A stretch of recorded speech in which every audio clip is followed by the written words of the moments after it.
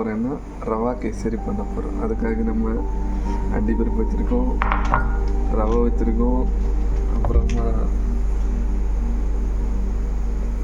கிஸ்மிஸ் நெய் இருக்குது, அப்புறமா கேசரி பவுடர் இருக்குது. பாருங்கள், ஆல்ரெடி இங்கே நிறைய குக்கிங் போயிட்டுருக்கு. இதுதான் வெல்கம் டு டாம்ஸ் கிச்சன். உங்ககிட்ட இருந்து ஒரு லைக் வாங்க என்ன கஷ்டப்படுவோம். கேசரி பண்ணது முதல்ல வந்து கடாவை எடுத்து வைக்கணும். அப்புறம் வந்து நம்ம கெஸ்ட்டு சந்திரு வந்து நெய் வந்து போடணும். செகண்ட் வந்து அண்டி பருப்பை போடணும். அடுத்து என்ன பண்ணணும்னா இந்த அண்டி பருப்பை வந்து வறுக்கணும். அதுக்கப்புறம் இந்த கிஸ்மிஸ் பழத்தையும் போட்டு இந்த மாதிரி கிண்டணும். கரிச்சு எடுக்கணும். அடுத்து வந்து நெக்ஸ்ட் வந்து ரவையை வந்து ஒரு கடாயில் போட்டு மாதிரி வறுத்தெடுக்கணும். இது கரிச்சு எடுக்கணுமா? இது நெய்யில் லைட்டாக கரிச்சணுமா? இது கரிச்ச பாது சொல்லுங்க. நெய்யில் இந்த மாதிரி நல்லா அழகாக மெதுவாக சாஃப்டாக வறட்டி எடுக்கணும்.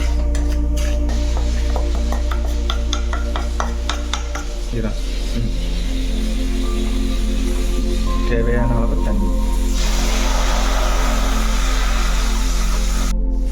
கேசரி பண்ணாக்க ரவையை இந்த மாதிரி ரெடி பண்ணிக்கணும். சுகர் தேவையான அளவு எடுத்துக்கணும். அண்டி பருப்பு, கிஸ்மிஸ் பழம் எடுத்துக்கணும். நெய் எடுத்துக்கணும். என்ன ஃப்ளேவரு? லெமன் இல்லை, மஞ்சள் கலர். உங்கள்கிட்ட கேசரி பவுடர் இல்லைன்னா நீங்கள் வந்து எல்லோ பவுடரும் போட்டுக்கணும், மஞ்சள் பொடியும் போட்டுக்கணும். தண்ணி கொதிக்குது பார்த்தீங்கல்ல? கொதித்த தண்ணியில் நம்ம நெய்யில் போட்டு வறட்டி எடுத்த ரவையை போடணும்.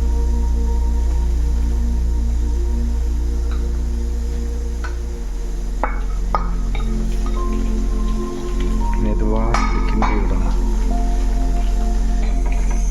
அப்படி வேகமாக கிண்டிகிட்டே இருக்கணும், ஏன்னா இல்லைன்னா அது கட்டி ஆகிடும். அப்புறம் வந்து சுகர் வந்து போட்டுக்கணும். நல்ல லேசாக கிண்டி விடணும். சொல்லுங்க. அண்டி பருப்பை வந்து போட்டுறணும் இந்த மாதிரி. கேமரா பிடிச்சாக்கா நெய்யை எடுத்து ஊற்றவா? நான் நீர் கொஞ்சம் நெய் தேவையான அளவா இல்லை கொஞ்சம் நெய்யா?